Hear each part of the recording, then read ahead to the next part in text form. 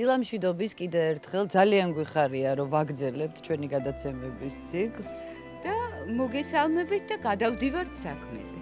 ჩვენი პირველი სტუმარი ბრძანდება მისი უდიდებულესობა ლეღვი.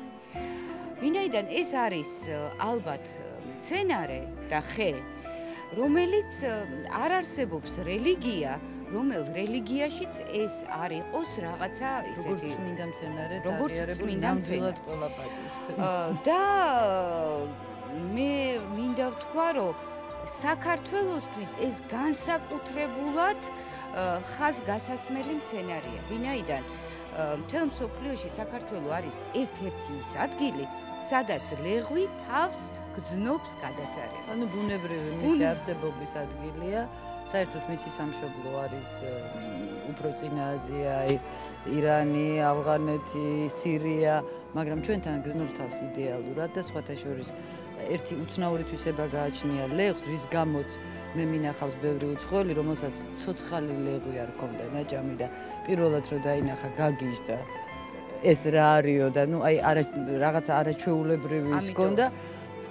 ლეღვი არ ექვემდებარება ტრანსპორტირებას, თვითონ ნაყოფი.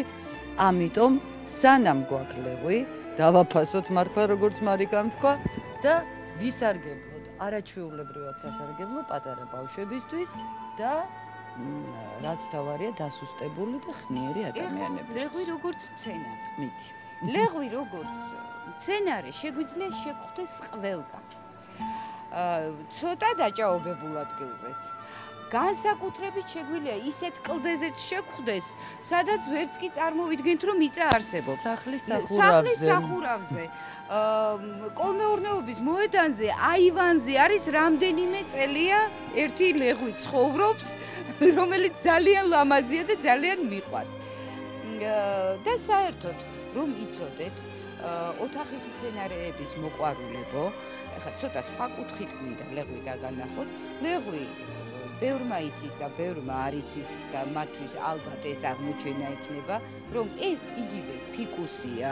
კი, მისი ჭკვიანი სახელი ჭკვიანური არის ფიკუს კარიკა და არის უახლოესი ნათესავი იმ დეკორატიული ფიკუსებისა, რომლებიც ჩვენ ასე ძალიან მოგწონს.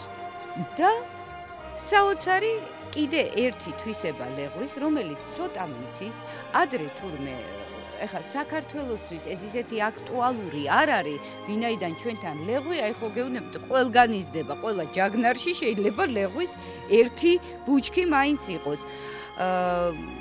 ლეღვი შეიძლება ყავდეთ როგორც ოთახის მცენარე და მოსავალსაც იღებდეთ. მოსავალი აიღოთ, სხვათა შორის უდრო დროსაც კი.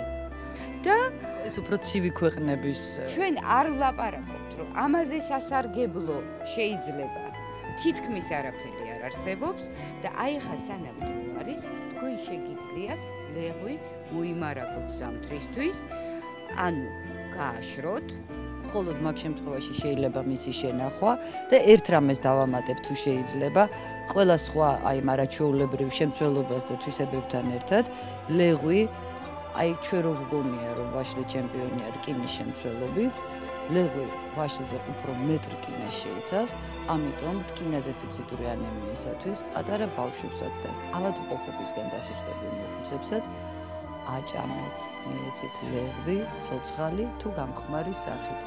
არაჩვეულებრივი რამ არის.